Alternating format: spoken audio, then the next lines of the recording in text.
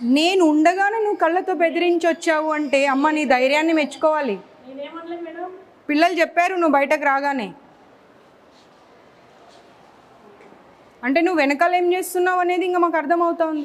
నీకు కొంచెమన్నా భయం ఉండాలి. అవతల కనిపిస్తున్నారు, నేను కళ్ళతో బెదిరిస్తే ఎలా అని. ఏం మాట్లాడకండి ఇలా చెప్పి వచ్చేది నేను చూడలేదు అనుకుంటున్నావా? నువ్వు బయటకు రాగానే చెప్తున్నారు పిల్లలు.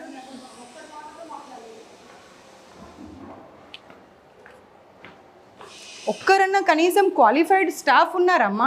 ఏ హాస్టల్కి వెళ్ళని ఒక్కరు కూడా క్వాలిఫైడ్ స్టాఫ్ కూడా లేరు కనీసం.